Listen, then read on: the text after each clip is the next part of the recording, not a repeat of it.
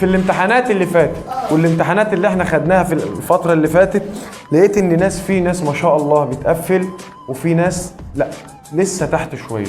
ناس ما شاء الله بتتقفل وتستاهل فعلا ان هي بتكرم، وناس في ناس بتتطور، وناس لا عايزة تقف مكانها، ودي حاجة مزعلاني. احنا امتحاناتنا صعبة، بس امتحاناتنا صعبة بما يتوافق مع امتحانات اخر السنة.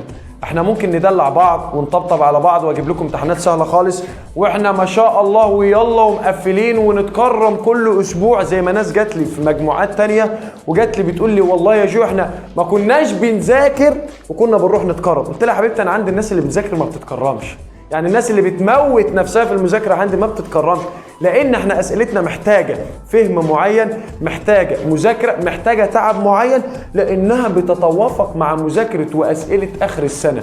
زي ما قلت لكم انا ممكن اطبطب عليكم ويلا كل اسبوع حفله ويلا وندلع ونطبطب وكل الحاجات دي، بس بص كده هتنخدع.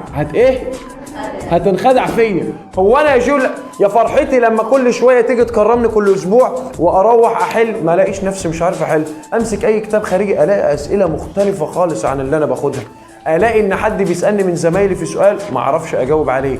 فهل كل اللي قدامي لازم يبقوا بنفس المستوى؟ كل اللي قدامي هيبقوا بالمستوى اللي هم تعبوا علشان يوصلوا له.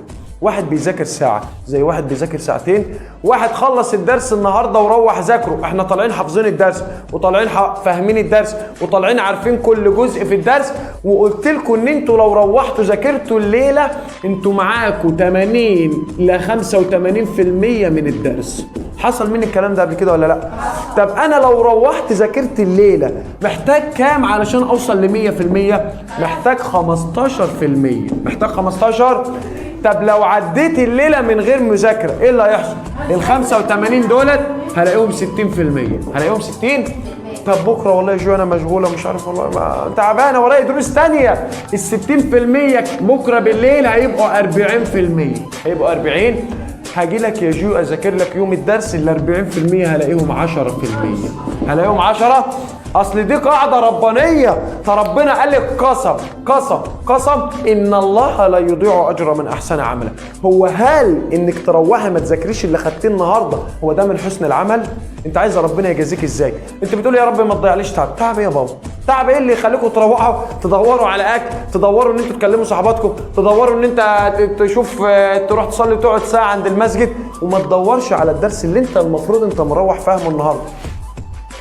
فانا لو ذاكرت النهارده انا محتاج 15% علشان ابقى 100% في الدرس، صح؟ طب لو ذاكرت يوم الدرس انا محتاج كام؟ انا محتاج 90%. محتاج كام؟ والله ما هتعرفوا توصلوا لل 100% برضه. ليه؟ قاعده ربانيه، ربنا قال لك انا مدي لكل واحد طاقه. طب واحد ربنا مديله مقدرته انه يذاكر ساعتين ويذاكر الساعتين، وده بص موت نفسه فضل يذاكر لحد ما اتكفى على الكتاب. هو ربنا مديني مذاكره ساعتين، ربنا هيوفقه ويدخل كليه قمه ويعمل كل اللي هو عايزه. طب واحد ربنا سبحانه وتعالى مديله مقدره انه يذاكر 6 ساعات وذاكر ساعتين، هل ربنا هيديله زي اللي ذاكر ساعتين؟ هم تساووا في عدد الساعات بس ما تساووش في عدد المجهود. ليه؟ والله ربنا مد لده ساعتين وعمل اللي عليه وخلص الساعتين بتوعه، ومد لده انه مقدرته انه يذاكر 6 ساعات، هل عمل اللي عليه؟